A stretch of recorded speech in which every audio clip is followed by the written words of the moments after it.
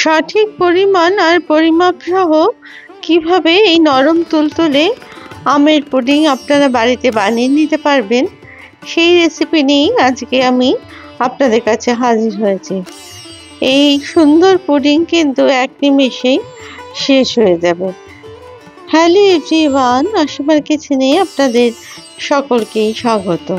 Pudding বানানোর জন্য এখানে আমি বাজার থেকে 1 কিলো আম কিনেছি, তবে আমি এখানে 4টে আম ব্যবহার করেছি। প্রথমে আমগুলোর খোসাগুলো খুব ভালো করে ছাড়িয়ে নিলাম, তারপরে সেগুলোকে ছোট টুকরো করে কেটে নিলাম, যাতে মিক্সারে ভালো করে পেস্ট করা যায়। সেই কারণে আমি এগুলো এবার মিক্সার জারে দিয়ে দিলাম। এরপরে আমি এর মধ্যে দিয়ে দিলাম 200 গ্রাম মতো চিনি আর আমটাকে প্রথমে খুব ভালো করে পিষে নিলাম। দেখুন, স্মুথ একটা পেস্ট তৈরি হয়ে গেছে আমের। এবার আমি এর মধ্যে দিয়ে দিলাম 300 মিলিলিটার মতো দুধ। এবার দুধটাকে দিয়েও খুব ভালো করে আমি এটাকে আরেকবার মিক্সার জারে ঘুরিয়ে নিলাম। দেখুন কত সুন্দর একটা স্মুথ পেস্ট তৈরি হয়েছে। এবার এটাকে আমি ঢেলে নিলাম একটা বাটির মধ্যে।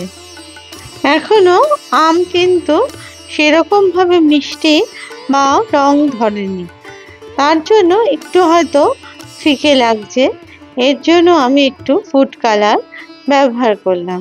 এটা সম্পূর্ণ অপশনাল, আপনারা চাইলে নাও দিতে পারেন। ফুড কালার দিয়ে আমি ভালো করে কিন্তু এটার মধ্যে মিশিয়ে নিলাম। দেখুন ব্যাটারটার কালার কিন্তু একটু চেঞ্জ হয়েছে। এখানে আমি হাফ চামচ মতো ফুড কালার ব্যবহার করেছি।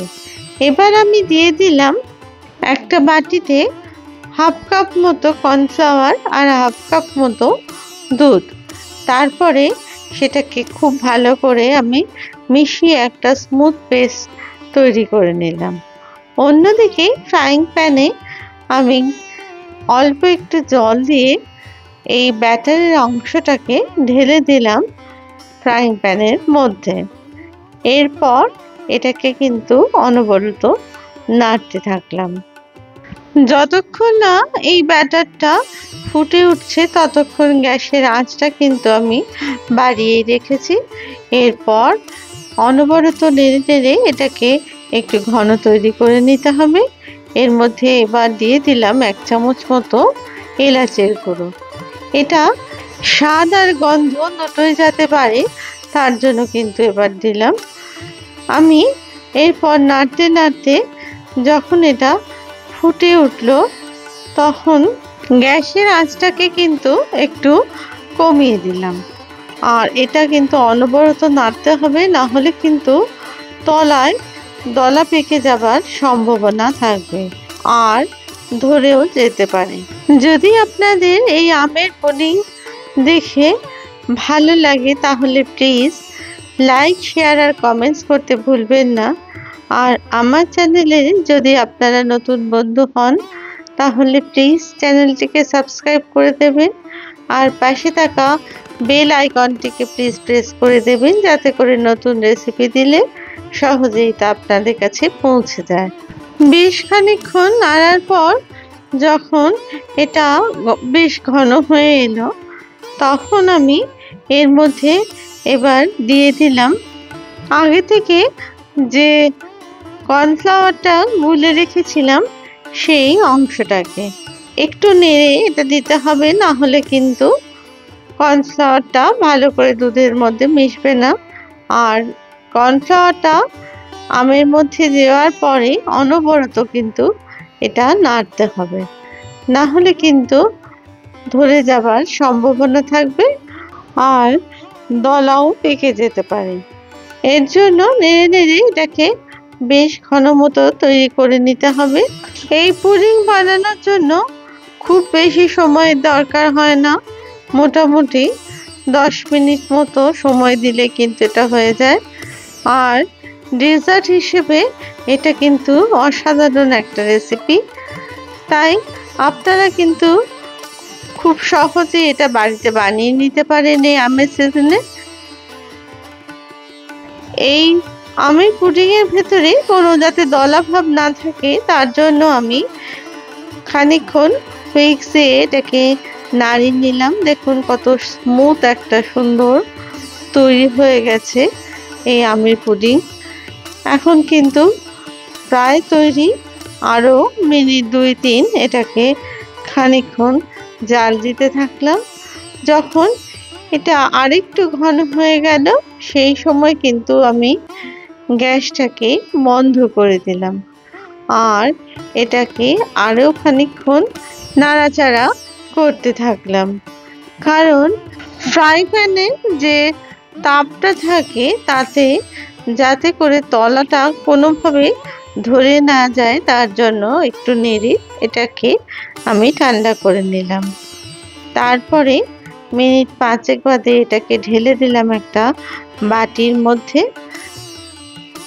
বাটির মধ্যে ঢালার পরে একটা চামচ দিয়ে খুব ভালো করে এটাকে সেট করে দিলাম আর একটু বাটিটাকে ট্যাপ করে দিলাম যাতে কোনো বাবলস বা ভেতরে ফাঁকা অংশ না থাকে। ওপর থেকে কিছু কেশর ছড়িয়ে দিলাম, এটা সম্পূর্ণ অপশনাল, এটা নাও দিতে পারেন। তারপরে এটাকে ঠান্ডা হওয়ার জন্য রেখে দিলাম। ঠান্ডা হয়ে গেলে এটাকে ফ্রিজে রেখে দিলাম 1 ঘন্টার জন্য। 1 ঘন্টা পর দিয়ে আমি ফিরে এলাম। দেখুন পুরোপুরি সেট হয়ে গেছে এই পুডিং। এরপর পাশ থেকে আমি একটু চেপে চেপে এটাকে আলগা করে নিলাম। তারপর একটা থালা দিয়ে আমি এটাকে উল্টো করে এটাকে বের করে নিলাম। দেখুন কত সুন্দর তৈরি হয়েছে এই পুডিং। একদম নরম তুলতুলে আর একদম কিন্তু কোথাও থেকে ভেঙে যাওয়ার এটা সম্ভাবনা নেই। খুব সুন্দর সেট হয়েছে এই পুডিং। দেখতেও যতখানি সুন্দর হয়েছে আর খেতেও কিন্তু সেরকমই মজার হয়েছে। দেখুন আমি চামচ দিয়ে একটু নাড়িয়ে দেখাচ্ছি যে কতখানি সুন্দর এটা তৈরি হয়েছে। এরপরে আমি কিছু আমের কুচি দিয়ে এটাকে সাজিয়ে দিলাম।